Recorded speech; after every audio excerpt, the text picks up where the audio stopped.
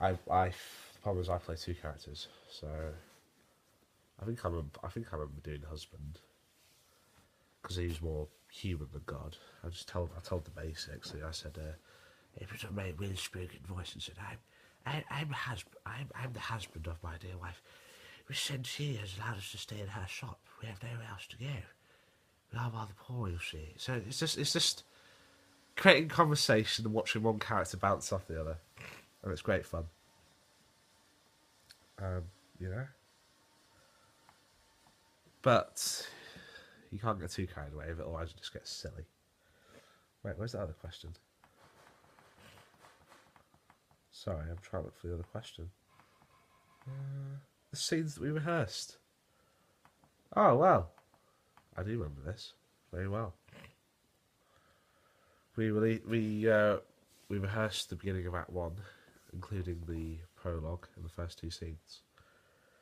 We've already started making cuts, and it's just a case of saving time and keeping bits that might, because our play's supposed to be a very short adaptation, so that's why I've made cuts. We've cut all the songs in the original play. Right, there's some songs to be performed, but we're not going to do that.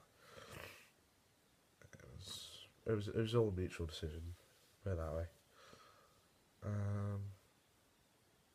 Yeah, we've rehearsed the scenes. We rehearsed it. It was me, Chloe, and Charlotte. Well, we're considering to use puppets for the gods, as opposed to having the three of us standing up on that platform in the recital room.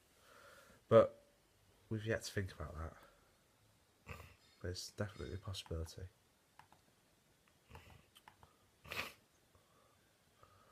Hang on, where's the other question? What ideas did we have? Well, as I probably mentioned in my last blog, I need to be more assertive and contribute more to working around the set. Most of the ideas I had were actually for myself, really. Yeah, I had an idea of I've finally chosen the voice for for the husband character. It was experimental, but I have chosen to make him very well spoken because I think the play's not supposed to be natural, is it? It's meant to be it's meant to be strange. So it doesn't really matter what voice you give the character. And I personally think for a man, from the way he's described in the script, it makes sense to give him that voice. So I'm going to use him. I'll probably wear suitable clothing too, because he's meant to be in his mid-60s at least. That's my main idea that I had from what I recall. I think it was also my idea for to make the interaction between the gods slightly comical. I got inspiration from the two Disney films, Hercules and The Hunchback of Notre Dame, where I wouldn't say it's exactly against religion, but it is funny. It's not. It's Disney, so it's alright. It's light humour, but basically it's not even going to be religious humour. It's basically a sense of like but like how you get the zaddies in Commedia. And if you've ever seen The Hunchback of Notre Dame, there's those three gargoyles. We wondered about making the third god a bit more like that. Basically, the other two are very straight, a very what's the word? They're very I'd say they're narrow-minded, but they're also very professional, as opposed to the third one, who's a bit of a rookie. So while the third one's a bit like crazy and a bit a bit nervous at the same time, the other two just look down at her like it's that typical form of comedy, like sidekicks, but not quite as apparent. But we're still going to try and use it. That was my idea anyway. How did you take risks at experiment today?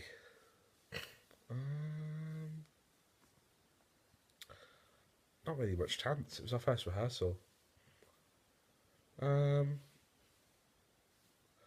think we took risks of making the gods comical, because it's not really a comical play. I took risks with using that voice for the husband too, because some people might not approve of it because it sounds a bit too unreal. Not many people really sound that posh nowadays. So I'd say that was my risk and experiment, put it that way. And it flew off pretty well.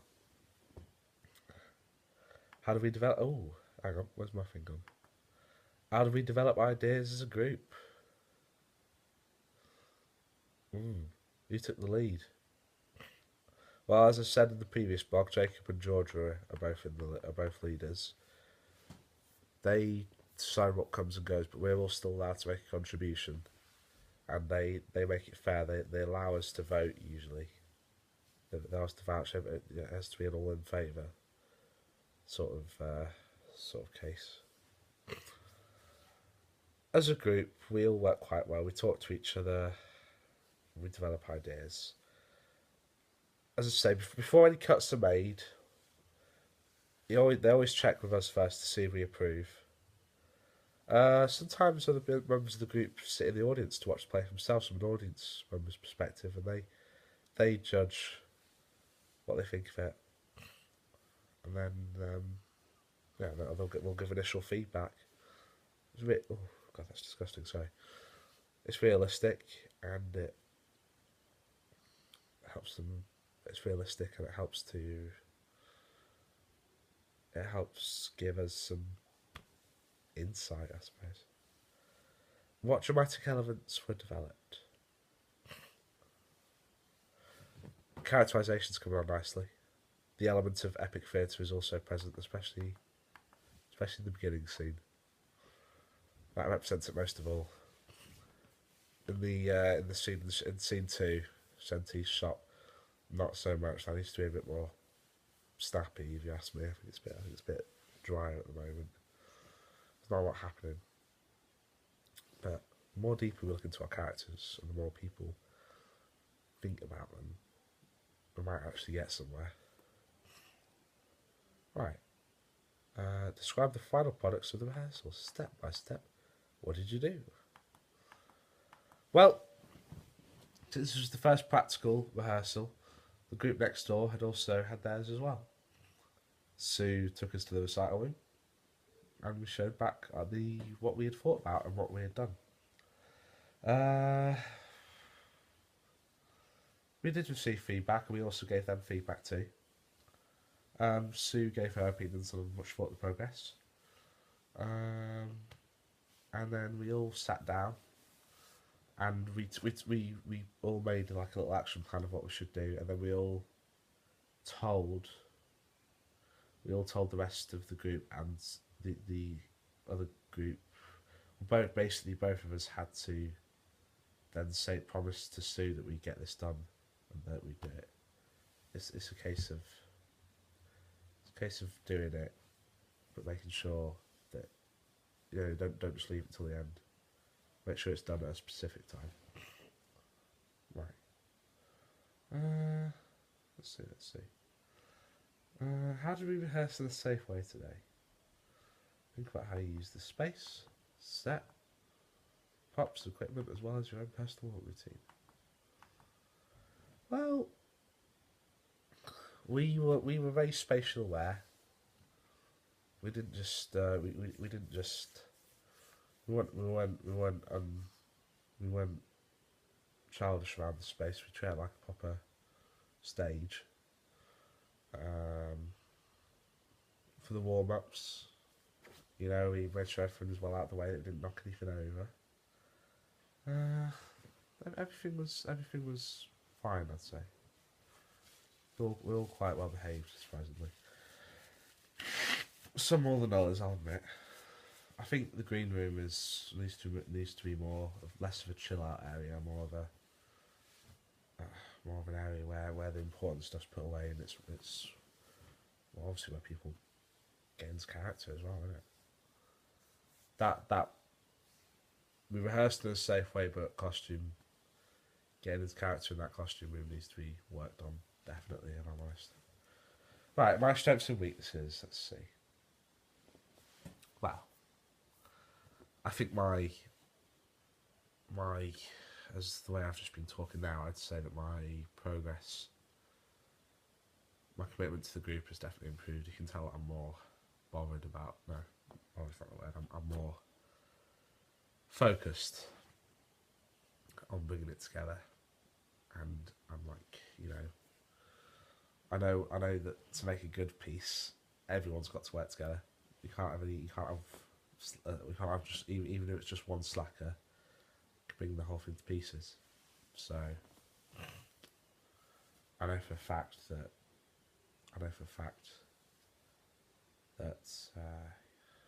you know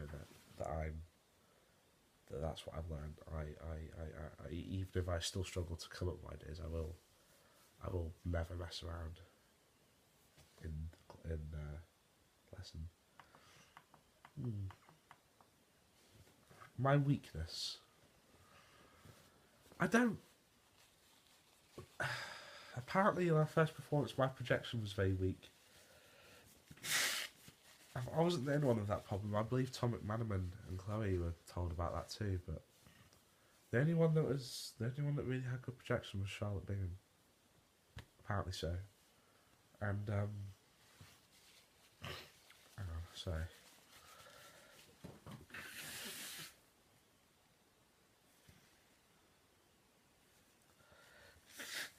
Oh, better.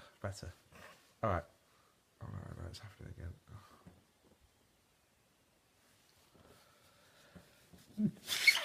Right, as I was saying, I need a tablet or something.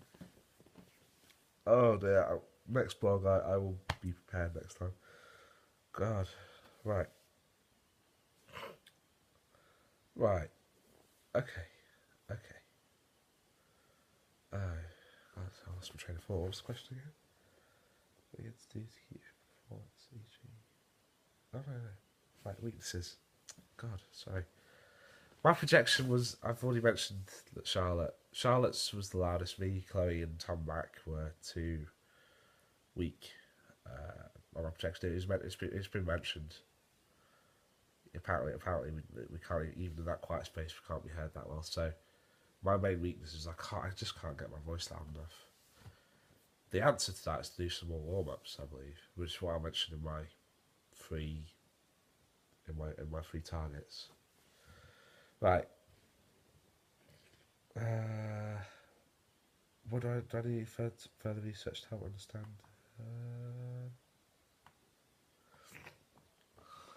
Characters I thought for inspiration for the husband would be the grandfather out of Only Fools and Horses. I'm going to watch some of those episodes and take a look at him and think about it. But then I'm also going to think about. Do you ever see that Outnumbered? The one that's played the father, that's played by Hugh Dennis. I'm tempted to use some of his characteristics for my adaptation of the father, of the husband. Sorry, because he's very. The characteristics are surprisingly striking to the voice that I thought about for husband. So I'm going to take a look at him too. That's going to be my main research. I've already done some research behind Brecht himself, so I think now it's time to focus on my own inspirations to get these characters going. I definitely that's the main one for the husband, because the god's kind of set in stone now. Right. 3 targets for myself, 3 for the group. Well, for myself, improve on vocals, projection louder. To do this, I will make sure I do more warm-ups and things such as A, E, I, O, U, and scales like B, B, B, B, B, B, B. You know, ones like those. They're important. Carry on, I don't know. Whew. Line starts to blur. Also, carry on trying to be a part of the group. I've got to start taking a back seat and letting everyone else do the work.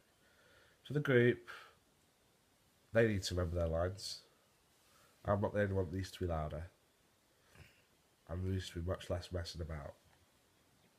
That's all I'll say.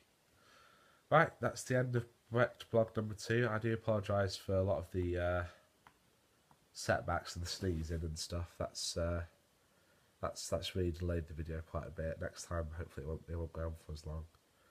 I hope I've answered those questions properly. And yeah, right, I'm gonna put this onto Tumblr right away.